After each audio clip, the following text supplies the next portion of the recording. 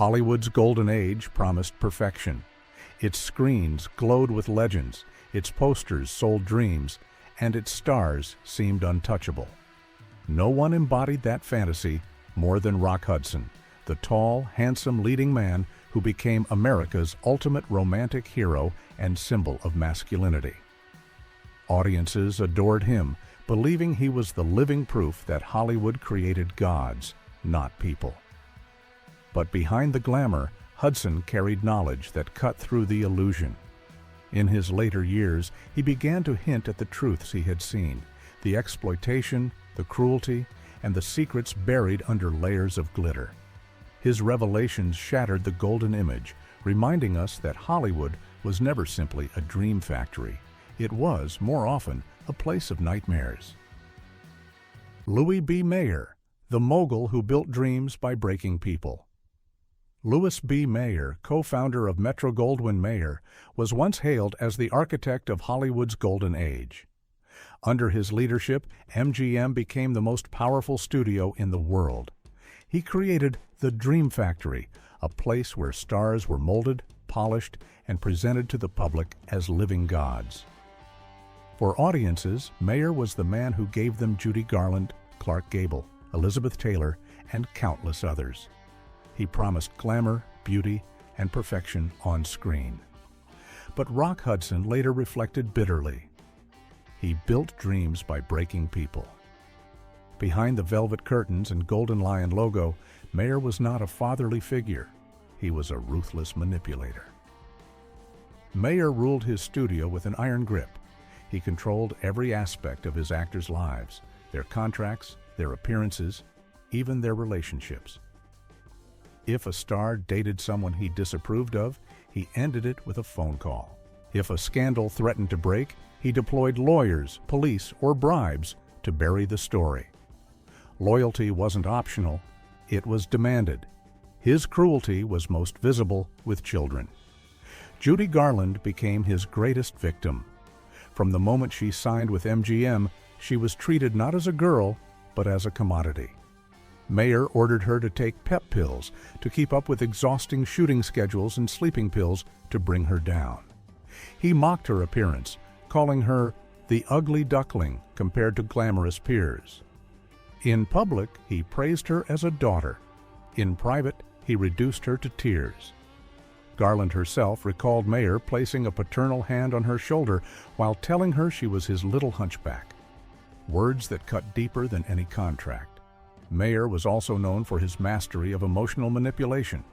He could weep on command in meetings, convincing actors and directors that he cared for them like family. In reality, those tears were a tool, a performance as rehearsed as any scene on a soundstage. He was feared more than loved, respected more than admired. To the public, Louis B. Mayer was the father of Hollywood. To those inside his empire, he was the warden of a gilded prison. Rock Hudson's judgment was cold and final. Mayer gave the world its brightest stars, but he forged them in fire and left scars that never healed. Judy Garland, America's songbird, whose wings were clipped by Hollywood. Judy Garland was the voice of innocence. When she sang Over the Rainbow in The Wizard of Oz, she became America's songbird, the fragile dreamer who carried hope for an entire generation. Audiences believed she was a symbol of purity and wonder, a little girl untouched by the world's cruelty. But behind the curtain of Hollywood magic, Judy's life was anything but pure. She was not nurtured by the studio. She was consumed by it. Rock Hudson, who knew the pressure of hiding pain behind a smile, once said, "She was America's songbird, but Hollywood clipped her wings." From her teenage years, Garland became the victim of Louis B. Mayer and MGM's relentless control. Mayer saw not a child, but a product. Studio doctors handed her pills like candy, amphetamines to keep her awake during grueling shooting schedules, then sleeping pills to force her to rest. This brutal cycle began when she was barely 14. By the time she became a star, dependency had already chained her. The cruelty went beyond chemicals. Garland was constantly mocked for her appearance. Executives told her she wasn't beautiful enough, her nose too small, her figure too plump. To keep her thin, she was put on strict diets, black coffee, chicken broth, and cigarettes instead of meals. Every smile she gave to the camera was rehearsed under threats, her childhood systematically stolen. As she grew older, the cycle worsened. Performances demanded by the studio left her exhausted, yet she was ordered back on stage, fueled only by pills. Depression soon followed, deepened by failed marriages and betrayals by those she trusted. Friends remembered her breaking down backstage, whispering that she was nothing more than MGM's puppet. Garland's adulthood was a spiral of desperate comebacks, financial ruin, and substance dependency.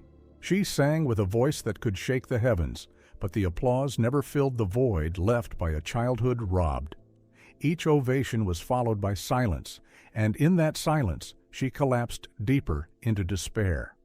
Her death in 1969 at the age of 47 shocked the world, but for those who knew her story, it felt inevitable.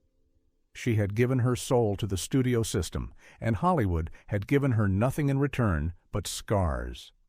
Rock Hudson's words cut to the truth. Judy Garland wasn't destroyed by her own weakness. She was destroyed by an industry that valued profit over humanity. Her wings were clipped before she ever had the chance to fly. Alfred Hitchcock, the master of suspense who turned control into cruelty. Alfred Hitchcock was celebrated as the master of suspense, a director whose films redefined fear. Psycho, Rear Window, and Vertigo became masterpieces studied for their brilliance. To the public, Hitchcock was a genius who could terrify audiences with nothing more than a shadow on a wall or a door slowly creaking open.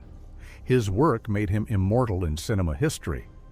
But Rock Hudson once remarked, "Suspense wasn't his greatest art. Control was." And behind Hitchcock's genius was a disturbing pattern of cruelty, particularly toward the women he cast. No story is more infamous than that of Tippi Hedren, the star of The Birds. Hitchcock discovered her, promised her stardom, and then turned her life into a nightmare. Hedren revealed that Hitchcock was obsessively possessive, demanding her complete obedience. When she resisted his unwanted advances, he retaliated in the harshest way possible by weaponizing his film against her. For a pivotal attack scene in The Birds, Hedren had been assured that mechanical birds would be used. Instead, Hitchcock ordered live birds to be hurled at her day after day. Their claws tore at her skin, their wings battered her face, and their beaks drew blood. She was trapped, screaming in terror while cameras rolled, and Hitchcock refused to call "cut" until she collapsed from exhaustion. At one point, she was locked in a room with the animals, left to endure hours of torment while Hitchcock watched. Crew members later admitted they were horrified but powerless to intervene. His power was absolute and his sadistic streak unchecked. The set was not a workplace. It was his stage of control. Hedren was not the only victim. Other actresses, from Grace Kelly to Vera Miles, were subjected to his relentless manipulation, their lives bent to his obsessions. He didn't just direct scenes, he directed people, reducing them to pawns in his personal game of dominance. Hollywood applauded his genius and ignored the abuse. Awards and accolades shielded him, while the scars on his actresses remained hidden. Rock Hudson's verdict was cutting. Hitchcock may have mastered suspense on screen, but off-screen, his true obsession was control. And those who defied him paid with their dignity, their careers, and their peace of mind. Errol Flynn, the swashbuckling hero who smirked through scandal. In the 1930s and 1940s, no one embodied adventure like Errol Flynn. With a sword in hand and a mischievous smile, he swung through castles in The Adventures of Robin Hood and became the very image of youthful daring. To audiences, Flynn was irresistible, a devil-may-care hero who made danger look like fun. Photoplay magazine even declared him the man every woman longed for and every man wanted to be. But Rock Hudson later remarked with biting clarity, "He smirked through trials like it was a game." Behind the charm and charisma was a darker life, one that Hollywood tried desperately to disguise. By the late 1930s, rumors swirled about Flynn's off-screen exploits. Parties at his Hollywood Hills home became legendary for their excess, alcohol flowing, smoke filling the air, and a parade of guests, many shockingly young. Insiders whispered about the revolving door of women, some barely old enough to understand the world they were entering. In 1942, the whispers exploded into headlines. Flynn was charged with statutory rape involving 2 underage girls. Newspapers across the country splashed the story in bold print. The Los Angeles Examiner ran the sensational headline, "Robin Hood in the Dock." Courtrooms filled with fans, reporters, and foreign correspondents, all eager to witness the fall of Hollywood's favorite rogue. The trial revealed lurid details, encounters in luxury apartments, wild parties, and witnesses describing scenes of excess. Prosecutors painted Flynn as a predator who hid his crimes behind the mask of celebrity. Yet, despite the testimony, Flynn seemed unfazed. He leaned back, grinned for photographers, and lit cigarettes as if the proceedings were just another performance. In the end, he was acquitted. Walking out of court, he quipped to reporters, "The ladies will still love this Robin Hood." His words dripped with arrogance, as though the charges had been nothing more than a minor inconvenience. But to many in Hollywood, it confirmed what they had long suspected. Flynn lived life with reckless disregard for consequence.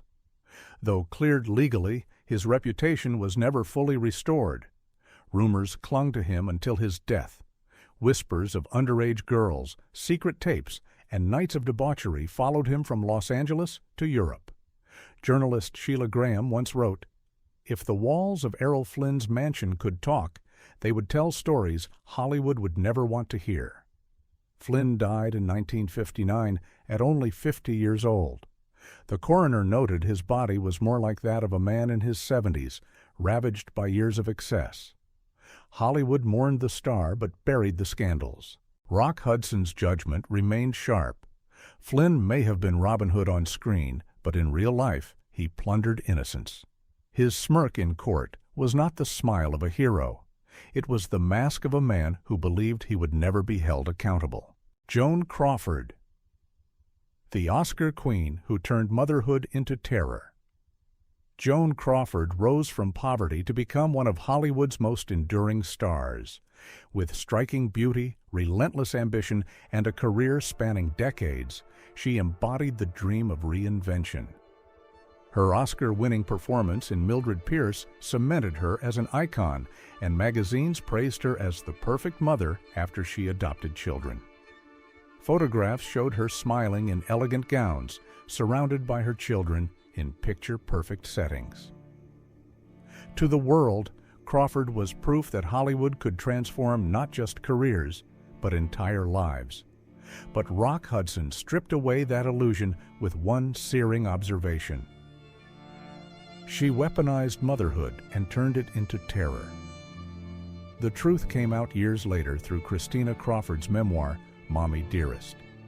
In its pages, the glamorous star was revealed not as a nurturing mother, but as a tyrant who ruled her home with violence and humiliation. Christina described wire hangers being used as weapons, beatings with heavy objects, and punishments that left scars not only on her body, but on her soul. Stories from household staff and classmates echoed the same horror. One maid recalled being ordered to hold down Christina while Crawford lashed her. A classmate remembered Judy Garland's fear of Mayer, but said Christina's whispers at school chilled her even more. "My mother will kill me if I fail." On the hottest days of summer, Christina wore long sleeves to hide bruises. The cruelty extended beyond physical abuse. Crawford staged elaborate rituals of control, forcing her daughter to kneel for hours before a crucifix, or making her stand motionless as an hourglass drained, doubling punishments if she faltered. She demanded perfection, not love, and punished weakness as though it were betrayal. Hollywood, eager to protect one of its most bankable stars, looked the other way. Magazines ran glowing spreads of Crawford as the ideal mother. Life magazine even placed her on the cover, smiling beside her children, only hours after reports of beatings. Behind the staged images, the truth was buried under glamour. Even in death, Crawford's cruelty lingered. In her will, she disinherited Christina and her brother Christopher with the cold words, "For reasons well known to them." It was one final act of revenge from beyond the grave. Rock Hudson's verdict was merciless. Crawford had turned the most sacred role into a weapon.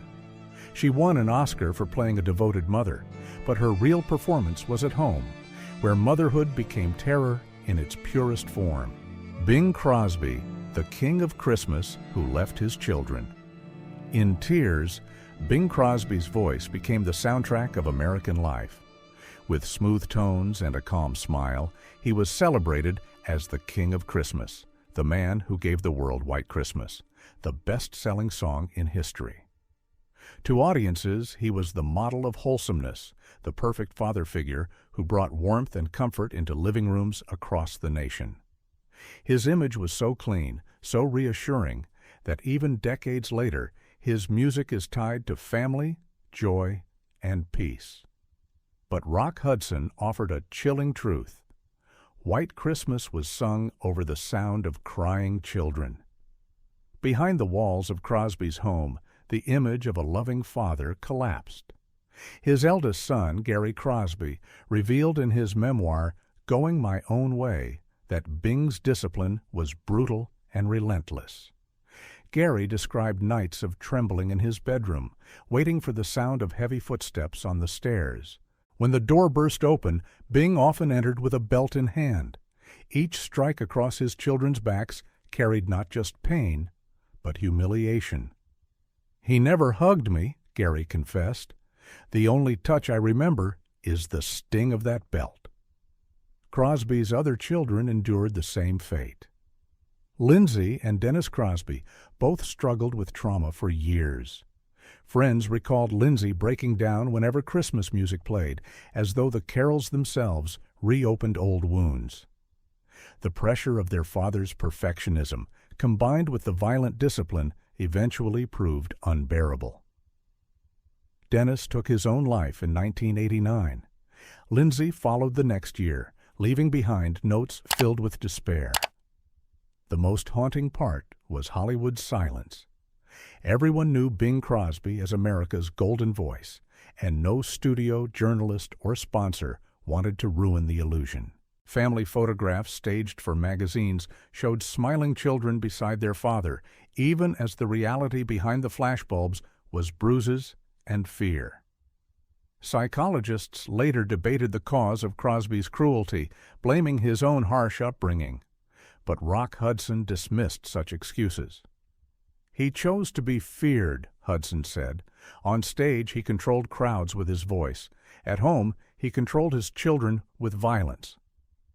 The world continues to play White Christmas every December, clinging to its warmth. But for Crosby's children, the song carried a different memory, the sound of pain echoing beneath the carols. Rock Hudson's words leave no doubt. The man who brought joy to millions left sorrow carved into his own family. Howard Hughes, the tycoon who built cages instead of dreams.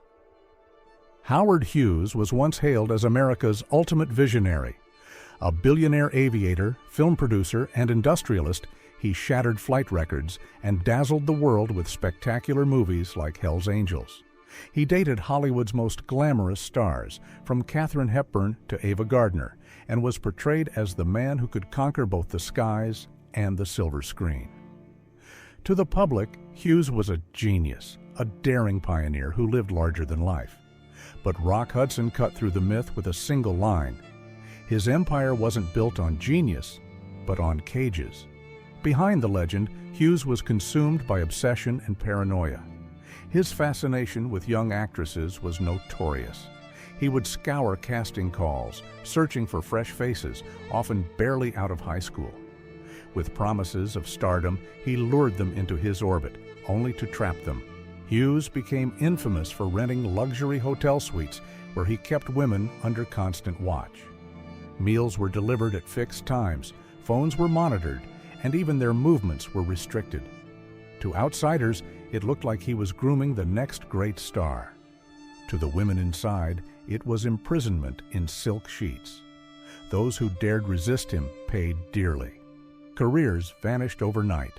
Casting calls dried up, contracts dissolved, and gossip columns suddenly turned against them. One producer later admitted, "If Hughes blacklisted you, no one else would touch you." His money didn't just buy airplanes and film reels, it bought silence, compliance, and fear.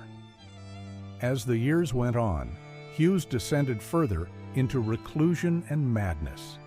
He barricaded himself in darkened hotel rooms, refusing to touch door handles, terrified of germs, yet still determined to control the women in his grasp.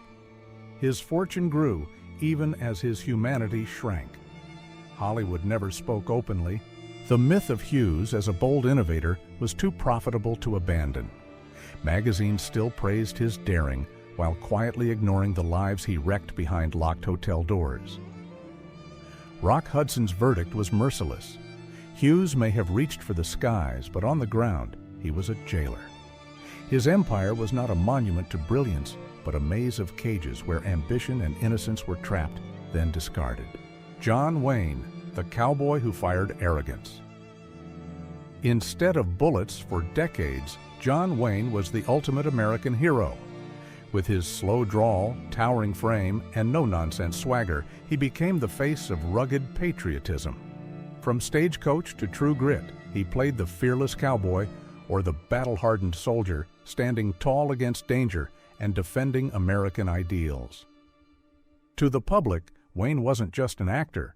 He was the embodiment of the frontier spirit, the very definition of courage and masculinity. But Rock Hudson once exposed the darker truth. He carried guns on screen, but his real weapon was arrogance. Off-screen, Wayne's image of strength often dissolved into intimidation and cruelty.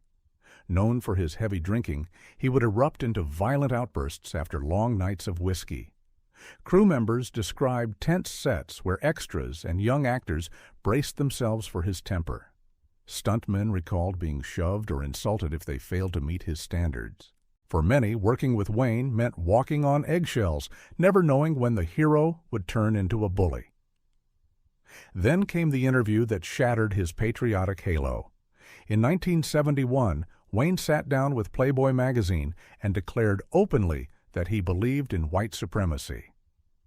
He dismissed Native Americans as selfishly trying to keep land and spoke of entire communities with disdain. The words shocked the nation. Here was America's cinematic defender of freedom, espousing views that denied others the very dignity he claimed to fight for on screen. While fans were outraged, Hollywood insiders admitted they weren't surprised. Rumors had long circulated about Wayne's prejudices, whispered about but never challenged because he was too big, too profitable. His iconic status shielded him even as his comments stained his legacy. Actresses, too, recalled his crude remarks and unwanted advances, behavior excused by studios as just Duke being Duke. Protected by his star power, Wayne rarely faced consequences for harassment or intimidation. The same system that celebrated him as America's moral guardian worked tirelessly to bury the truth. By the time of his death in 1979, Wayne had been elevated to near mythical status. Schools, airports, and streets carried his name, while statues immortalized him as a national treasure. Yet behind the monuments and medals lay the reality of a man who often wielded power not with integrity, but with arrogance. Rock Hudson's words remain the clearest epitaph. John Wayne may have carried guns on screen, but off-screen, his greatest weapon was his ego, and the wounds it left were all too real. Rock Hudson, the masculine icon who paid with his life. Rock Hudson was everything Hollywood wanted in a leading man. Tall, broad-shouldered, with a voice as smooth as his smile, he embodied the dream of American masculinity. On screen, he swept Doris Day off her feet in romantic comedies, stood firm in sprawling epics like Giant, and became the heartthrob millions of women adored. To the public, he was perfection, the man who never faltered, the hero who never broke. But Hudson himself later revealed the truth with devastating honesty. They demanded lies, and I paid with my life. From the very beginning of his career, Hudson was trapped by Hollywood's hypocrisy. At a time when homosexuality was taboo, seen as a scandal that could destroy careers, studios built a fortress of lies around him. Publicists crafted romances out of thin air, planting stories in gossip columns about his supposed affairs with glamorous actresses. Photographs were staged of Hudson laughing with starlets on red carpets, each smile rehearsed, each touch choreographed to sell the illusion of heterosexual desire. The truth was far different. Hudson was a gay man, forced to live in fear of exposure. Executives at Universal Studios made sure he understood the stakes. If the public found out, his career would end instantly. The same industry that crowned him the symbol of masculinity also threatened to erase him if he dared live authentically. At one point, the pressure became so suffocating that Hudson was forced into a sham marriage with Phyllis Gates, his agent's secretary. The marriage, arranged as damage control after rumors about his private life, grew too loud, lasted only a few years. When it ended, the studio spun the story to preserve his reputation. Gates herself later admitted she had been manipulated into the role, a pawn in Hollywood's larger game of deception. Colleagues who knew the truth were silenced with threats. Actors and crew members understood that speaking openly about Hudson's private life could mean career suicide. The silence was not just about protecting Hudson, it was about protecting the system that profited from the myth of him as the perfect man. Hudson carried the weight of that lie for decades. Every time he appeared on screen as the ideal lover, he knew he was playing a role not just for the audience, but for his own survival. The dissonance was crushing and the fear constant. Every handshake, every smile, he once confided to a friend, was rehearsed so no one would know who I really was. In 1985, the mask finally shattered. Hudson became the first major Hollywood celebrity to publicly acknowledge he was suffering from AIDS. The revelation stunned the world, not only because it exposed the industry's greatest hidden truth, but because it revealed the human cost of decades of enforced deception. By then, it was too late. Hudson died that same year, leaving behind a legacy of both triumph and tragedy. His story remains the ultimate indictment of Hollywood's hypocrisy. The man sold as a paragon of masculinity was, in reality, a prisoner of the studio system. He brought joy to millions, but at the price of his own freedom. Rock Hudson's final judgment stands as his own epitaph. They demanded lies, and I paid with my life. The silence of Hollywood, a machine that killed with secrets. Hollywood has always been a master of illusion. It could make audiences believe in eternal love, noble heroes, and perfect families. But behind the shimmering screens was an industry built on silence, a silence that protected predators, concealed addictions, and erased victims. For decades, scandals were buried before they ever reached the public. Studio executives paid off police, intimidated reporters, and rewrote narratives to keep their stars shining. Abuse on film sets was dismissed as artistic passion. Alcoholism and drug dependency were reframed as exhaustion. Sexual assaults were silenced with contracts and cash. The system was airtight, protect the image at all costs, no matter how many lives were shattered in the process. Whistleblowers were punished swiftly. Actors who dared to speak out found themselves without contracts. Journalists who tried to publish the truth were blacklisted or bought off. Victims had their names dragged through tabloids while their abusers walked free, smiling for cameras. The public was given the fantasy while the truth was locked away in filing cabinets and destroyed under studio orders. Rock Hudson, who lived through this machine, understood its cruelty.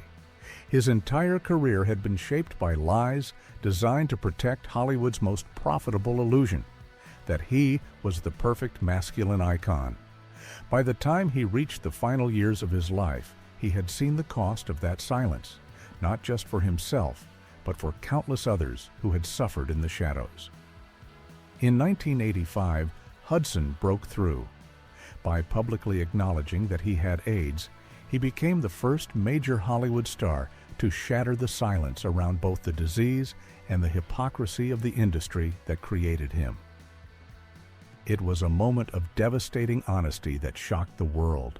For decades, studios had forced lies onto him. In his final act, he told the truth.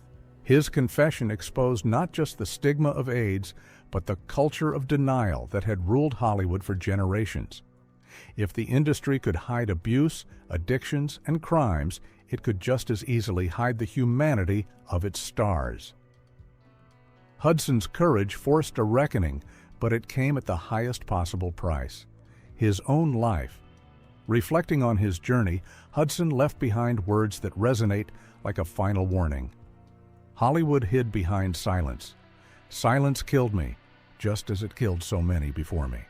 It was not just his epitaph, it was the truth about an industry that thrived on secrets until those secrets consumed the very people who kept it alive. Rock Hudson's story leaves us with a chilling reminder. Hollywood was never the paradise it promised. It was a machine, efficient, dazzling, and merciless. Behind every glamorous poster lay hidden pain. Behind every smiling star, a secret is carefully buried. What we saw on the screen was never the truth. It was a script written not just for movies, but for entire lives. For Hudson, that lie defined everything. He was praised as the perfect man, the symbol of strength and romance. In reality, he lived in fear, forced to hide his identity, coerced into roles on and off screen.